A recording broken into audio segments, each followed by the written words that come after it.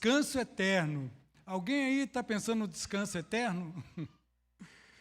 Gente, saiu uma pesquisa que 98% dos brasileiros, presta atenção, não tem uma pesquisa com uma porcentagem tão elevada quanto essa. 98% dos brasileiros estão cansados. É assustador. Depois da pandemia, pós-pandemia, a sociedade está cansada. Até 2 anos atrás, o filósofo que mais marcou a nossa geração, a nossa sociedade, foi o Zygmunt Bauman, que ele disse que a sociedade era fluida, líquida, e todo mundo falava do Bauman. Hoje está se falando do sul-coreano, que é o Byung-Chul Han. Byung-Chul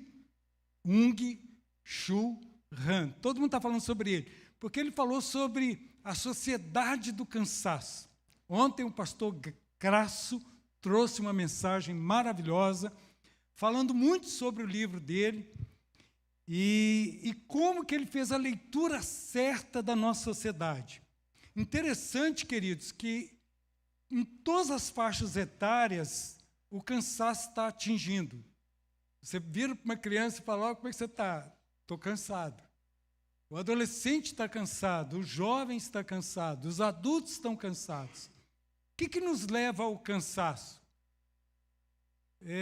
Alguns especialistas estão dizendo que são as telas. Outros estão dizendo que é a irritação, a ingratidão. O fato é que nós estamos numa sociedade cansada. Você está cansado?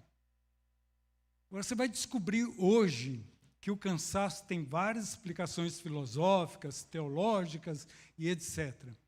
Hoje, eu vou trazer um enfoque para você que o cansaço é uma estratégia do diabo para que você não pense no descanso eterno. É uma estratégia do inimigo cansar você. E você vai entender por que é a estratégia do inimigo me cansar e cansar cada um de nós. Os pastores estão cansados. Existem mais pastores desistindo do ministério pastoral do que novos pastores. Então é preocupante. A nossa sociedade está cansada. As pessoas estão cansadas dos relacionamentos, cansadas da família, cansadas da igreja. Hoje há muito mais desigrejado no país do que pessoas que se dizem ligadas a uma igreja. É um termo novo, é um neologismo, o desigrejado, porque está cansado de igreja, cansado de se decepcionar. E você? O que cansa você? O que tem cansado você? E por que é uma estratégia do inimigo? Hoje nós vamos falar sobre os amalequitas.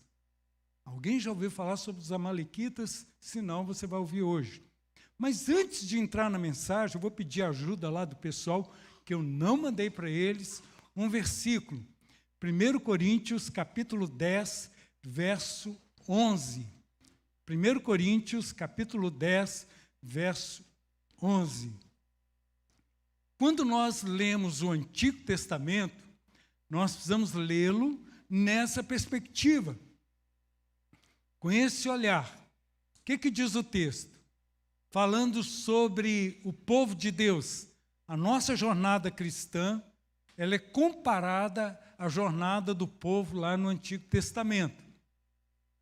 E o texto aqui de 1 Coríntios, capítulo 10, verso 11, vai dizer o seguinte: essas coisas que aconteceram a eles nos servem como exemplo.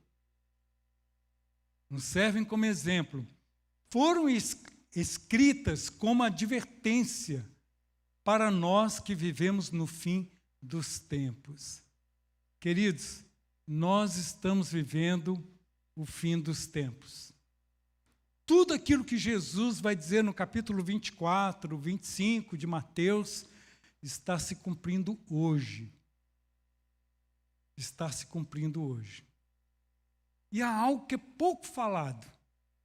Queridos, hoje nas igrejas, há aquilo que a Bíblia já nos advertiu aqui nesse capítulo de 1 Coríntios 10, 11. Há muita Jezabel, há muita erotização. Há muitos nicolaítas. Quem são os nicolaítas? Aqueles que ensinam a palavra com grande sabedoria, mas não tem uma vida, não tem um exemplo. E, na verdade, estão mais desviando as pessoas do que levando para Jesus. E também hoje, nas igrejas, tem um demônio, ou demônios no plural, que tem atacado todas as pessoas do mundo, mas também as pessoas que frequentam a igreja, que são chamados de amalequitas. Amaleque foi um dos filhos de Esaú. O primeiro dado assim de conflito com eles, a oposição que eles fizeram ao povo de Deus, não precisa abrir, mas está registrado no capítulo 17 de Êxodo. E lá o povo está travando uma guerra com os amalequitas. E o que acontece nessa guerra? Abraão começa a levantar as mãos, clamar a Deus para a vitória do povo, e Abraão começa a se cansar. As mãos ficam pesadas. Eles pegam uma pedra que serve de cadeira para Abraão, ele senta ali naquela pedra, mesmo assim as mãos estão caindo e o povo está perdendo a guerra. O que eles fazem? Arão e Ur vão até lá, ajudem, para que ele possa... Desculpa, gente, estou falando Abraão, é Moisés. Então Moisés estava levantando as mãos e o povo prevalecendo, correm lá e ajudem Moisés. E o que acontece? Quando Arão e Ur ajudam Moisés e ele permanece com as mãos levantadas, o povo vence a guerra contra os amalequitas. Amalequitas representam o cansaço espiritual. Hoje, quando nós estávamos vindo para cá, uma pessoa, conversando com uma pessoa, e claro, desejando que ela viesse para a igreja, ela se antecipou e disse o seguinte: eu tenho que ir na igreja hoje? Gente, pergunta isso para o pastor, não, viu? Eu tenho que ir na igreja hoje? Você não tem que ir, mas que você seja atraído por cordas de amor, com laços de misericórdia, que você tenha alegria, prazer de estar na presença de Deus. E a pessoa completou: estou tão cansada. Por que o inimigo quer nos cansar de buscarmos a Deus? Por que o inimigo quer nos cansar? Por que ele quer nos tirar do propósito da glória? O Shabat, o descanso, já aprendemos essa semana, que é mais do que descansar, é desfrutar.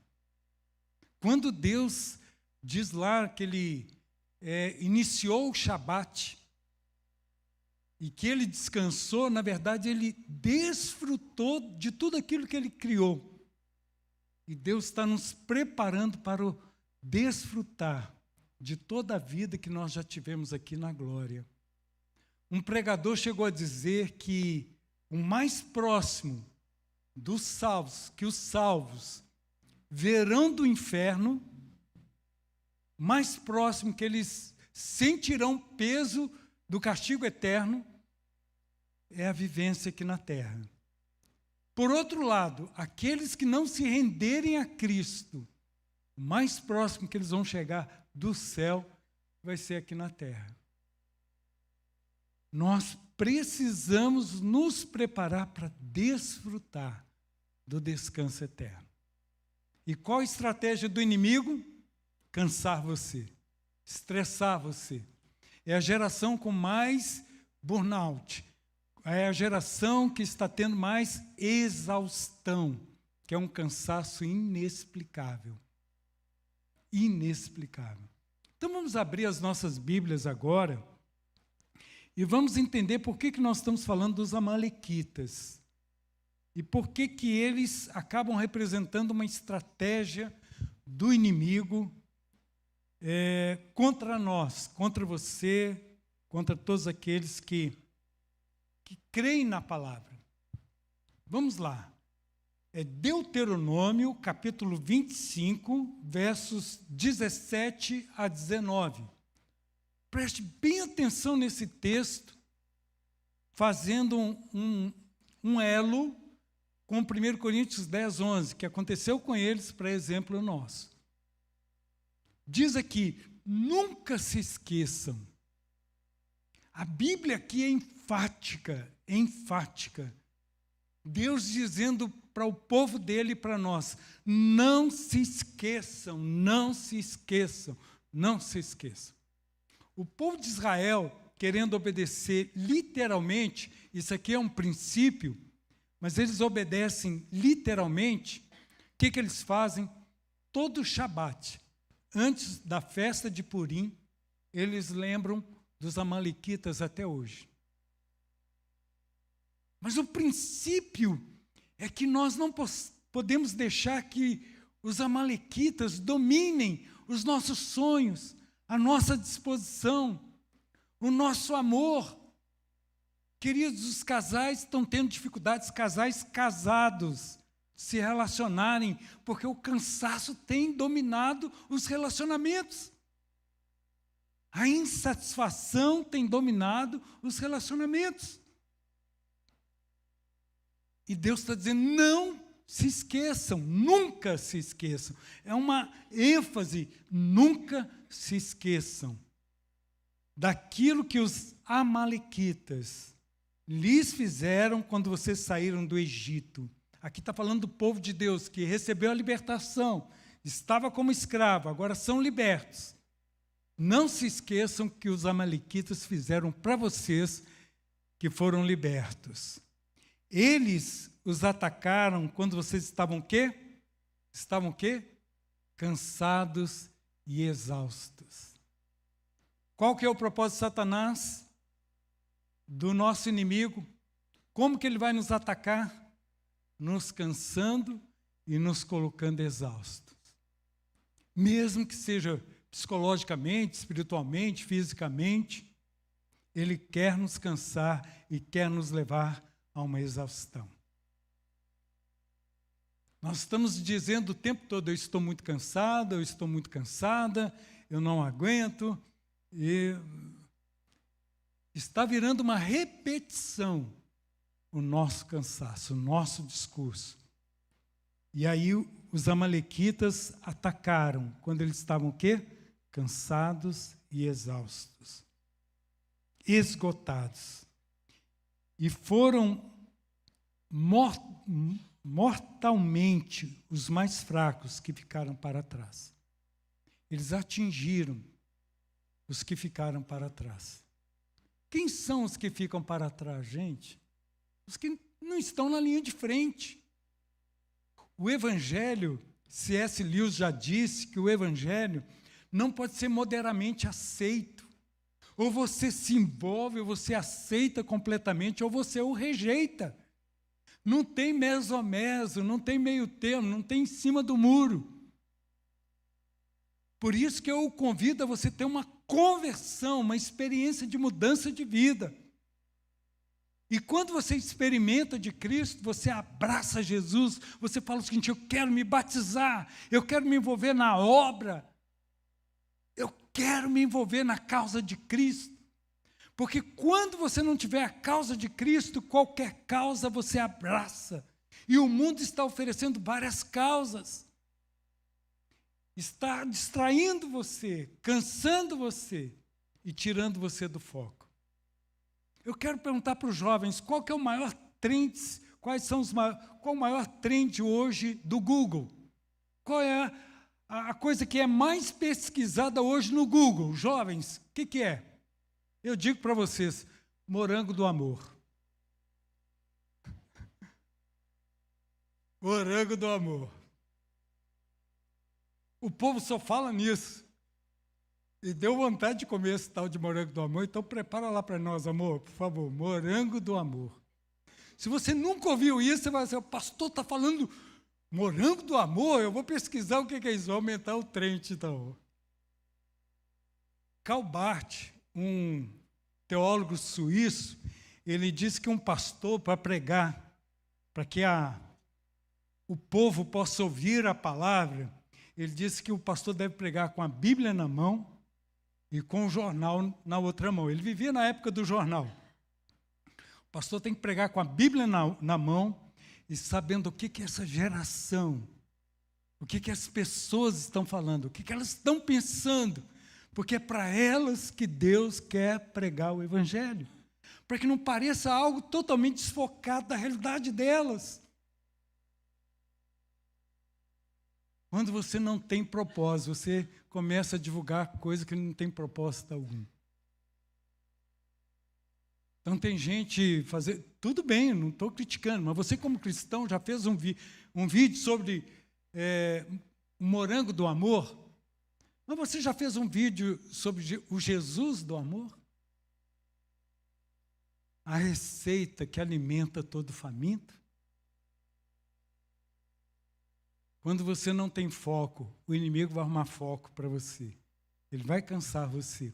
Com coisas, vou colocar aqui entre aspas. Meu filho diz que eu faço, meus filhos, né, diz que eu faço um entre aspas, meio antigo. Parece que é assim, né? Então, estou tentando me adaptar. Queridos, se você perdeu o foco, você está se cansando. O texto ainda nos fala, Deuteronômio 25, diz assim, portanto, continuando aqui, né? Ficaram para trás, não temeram a Deus. Eles se cansaram, eles ficaram esgotados, exaustos, porque ficaram para trás e não temeram a Deus. Queridos, há muitas pessoas dentro das igrejas que não temem a Deus, não têm temor a Deus nos seus relacionamentos, vivem da sua maneira, do seu jeito, não têm temor a Deus na submissão à liderança, aos pais, não têm temor a Deus. Muitas vezes tem emoção para Deus, mas não obediência para Deus. Ficaram para trás. Foram os mais fracos. Portanto, quando o Senhor, seu Deus, lhes proporcionar descanso, que Deus quer nos proporcionar é descanso. O inimigo, os amalequitas, querem nos proporcionar o quê? Cansaço. Desvio do foco. Deus quer nos proporcionar descanso. De todos os seus inimigos da terra, que Ele lhes dá como herança. Destruam os amalequitas e apaguem a memória deles de debaixo do céu. Jamais se esqueçam disso. De novo, mais ênfase. Não se esqueçam de destruir os amalequitas. O que isso significa? Que nós não podemos permitir que aquilo que provoca cansaço em nós, esgotamento, domine as nossas vidas. Não permita que nada, nenhum sentimento, nenhuma reclamação, nenhuma murmuração, nenhuma ingratidão venha dominar o nosso coração. Para que os amalequitas que querem nos cansar não dominem as nossas vidas. E, queridos, em primeiro lugar, nós vamos ver aí, quero colocar aqui como propósito para as nossas vidas. Em primeiro lugar, entender que estamos numa situação paralela. Nós estamos também numa luta contra tudo aquilo que quer nos cansar, que quer nos tirar do foco. Eu vou pedir o pessoal para colocar o texto lá para nós, por favor. E aqui já é Apocalipse 14:1, que diz assim, a fumaça do seu tormento. Apocalipse já fala do futuro. Fala do castigo eterno e do descanso eterno. E aqui está falando do castigo eterno. A fumaça do seu tormento sobe para todo sempre.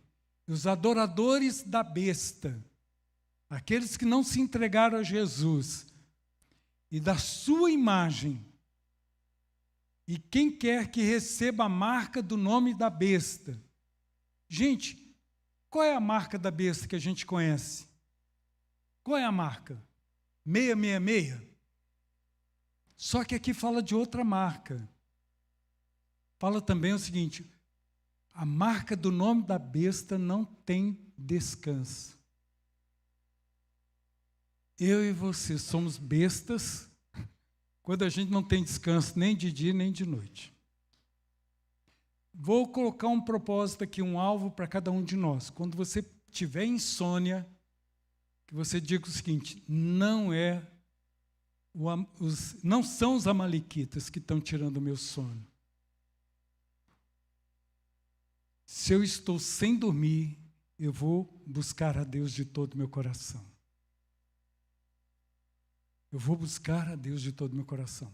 Todos os dias, 3 horas da madrugada, eu sou despertado.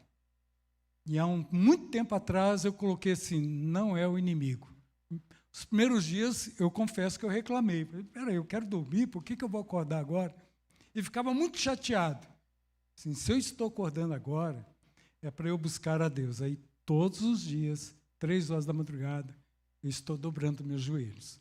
Por esta igreja, pela sua vida, por esta cidade. Porque aí eu tenho descanso, eu posso dormir em paz, porque estou buscando a presença de Deus. Não tem descanso algum, nem de dia nem de noite. A marca da besta é não ter descanso nem de dia nem de noite. A nossa sociedade é a sociedade da insônia. Quantos aqui já compraram algum medicamento para dormir? Não levanta a mão. Também é a sociedade que mais consome remédios para dar tranquilidade. Rivotril para dormir. É a marca da nossa sociedade. Segundo lugar, nós vamos crer que há um descanso prometido. Nós descansamos no Senhor e descansamos numa promessa. Há um descanso para nós.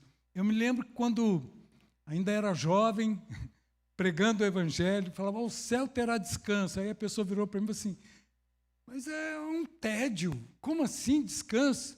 E eu confesso que eu não tinha uma resposta para aquela pessoa. Eu saía assim: Jesus, o que eu vou dizer para ela?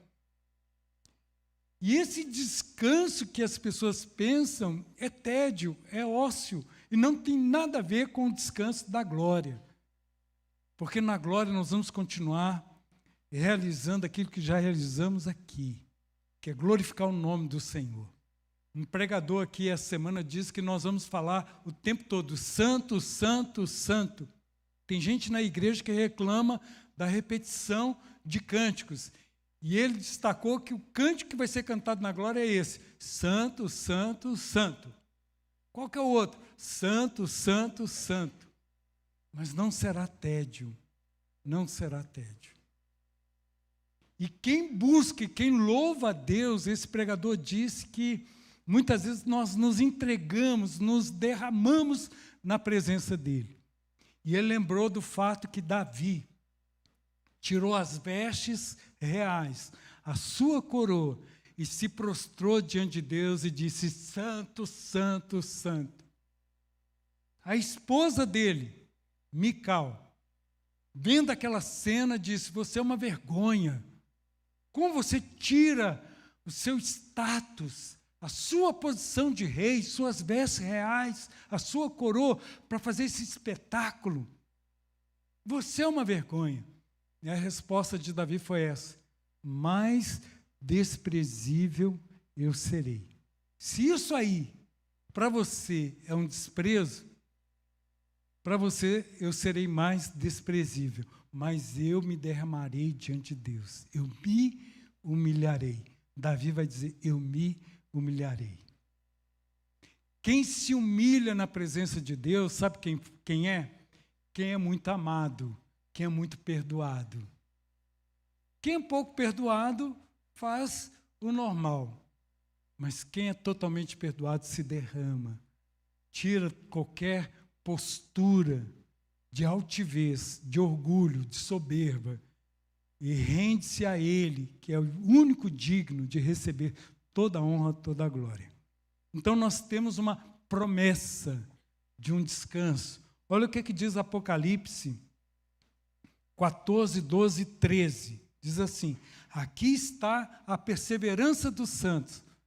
Ou seja, os amalequitas querem tirar a sua perseverança. Os que guardam os mandamentos de Deus e a fé em Jesus. Então ouvi uma voz do céu dizendo: escreva, bem-aventurado os mortos que desde agora morrem no Senhor. Sim, diz o Espírito. Para o quê? Para que descansem das suas fadigas, para que desfrutem. Para que desfrutem. Se você não exercitar o descanso aqui, como será lá na glória? Aqui é a antessala da glória.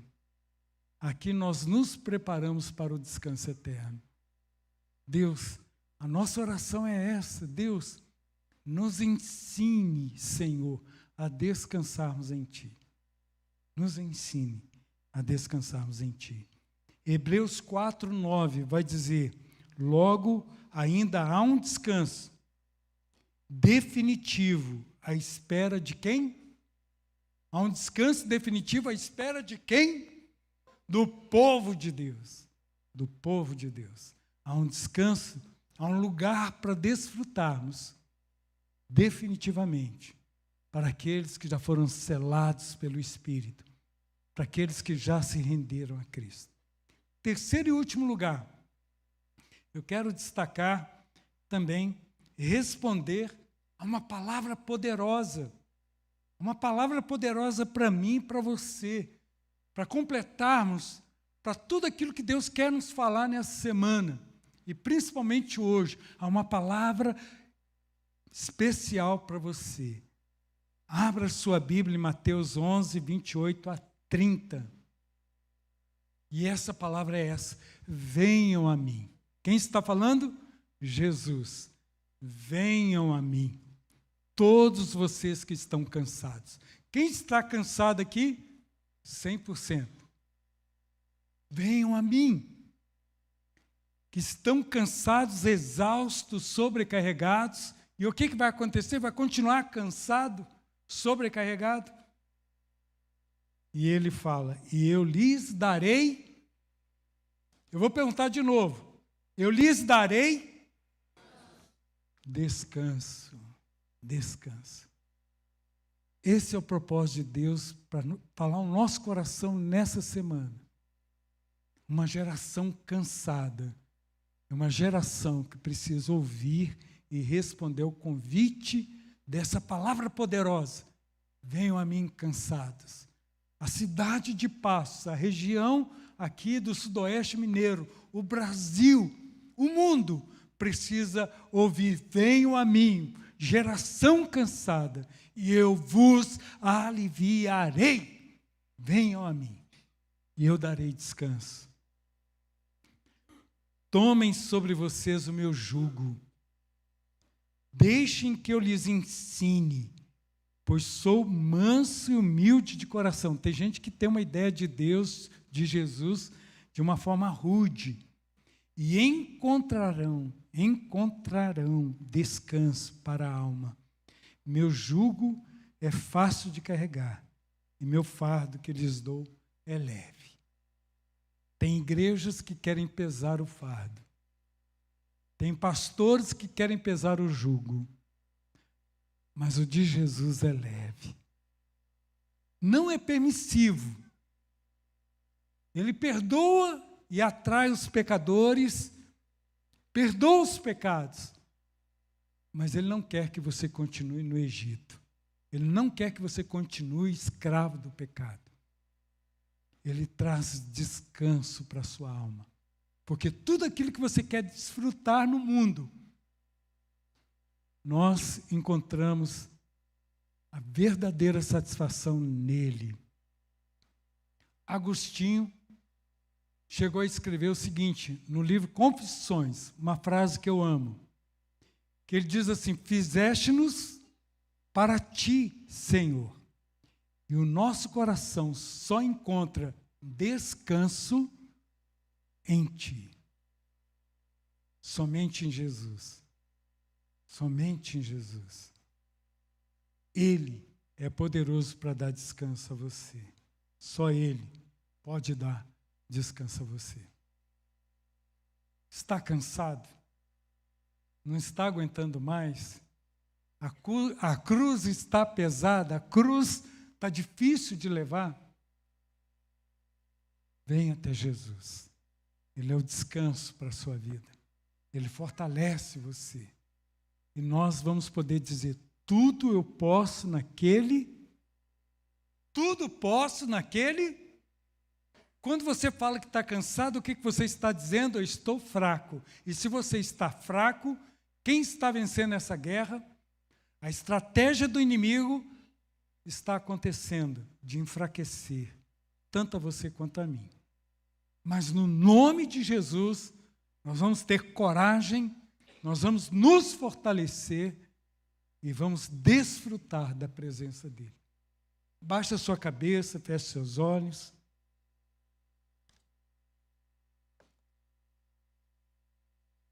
Eu quero orar por você. Eu não sei quais são as suas lutas, quais são as suas guerras, quais são as suas batalhas, mas eu sei que há um Jesus que jamais se esquece de você. Há um Jesus que ama você, que criou você por amor. Você não foi jogado nesse mundo ou jogada. Você nasceu porque foi da vontade de Deus, mesmo que os seus pais não tivessem ou não programassem você. Não programaram você, mas você estava no programa de Deus.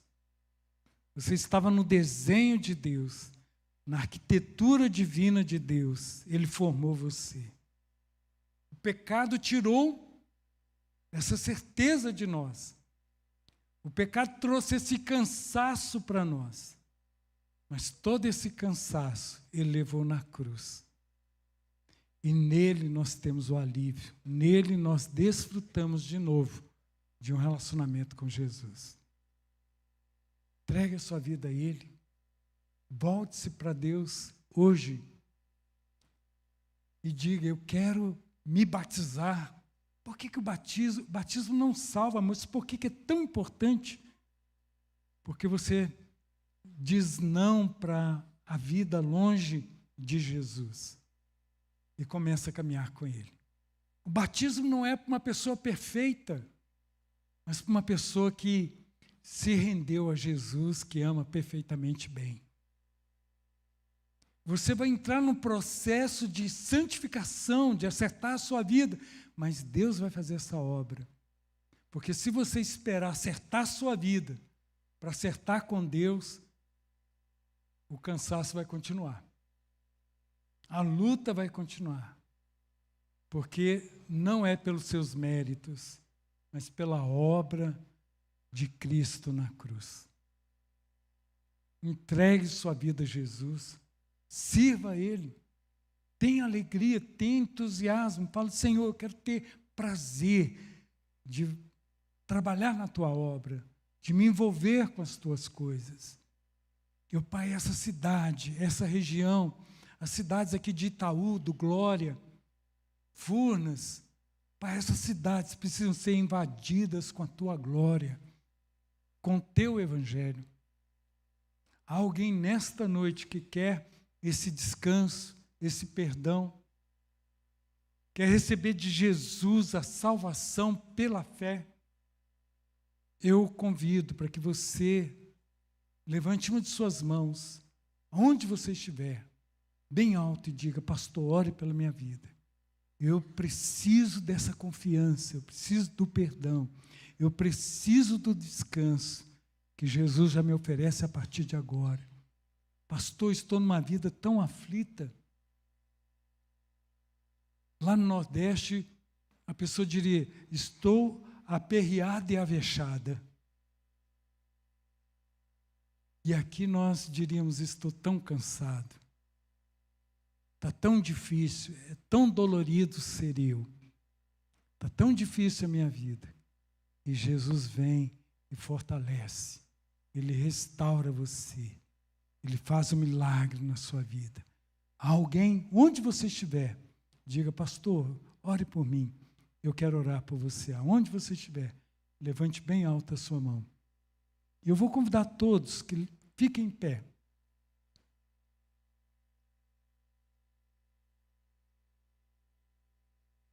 Você que ouviu essa palavra, você que está tendo uma luta tremenda, venha até a frente, nós vamos orar por você, pedindo socorro. Deus, eu preciso da calma, eu preciso da paz que só o Senhor pode me oferecer. Você que está tendo atribulações, perseguições, está tendo lutas na sua vida, muitas vezes insônia, dificuldades familiares, pessoas que se levantam contra você. De todas as formas, o inimigo quer tirar a sua paz, tirar o seu descanso. E você quer que Deus conceda na sua vida a paz, a satisfação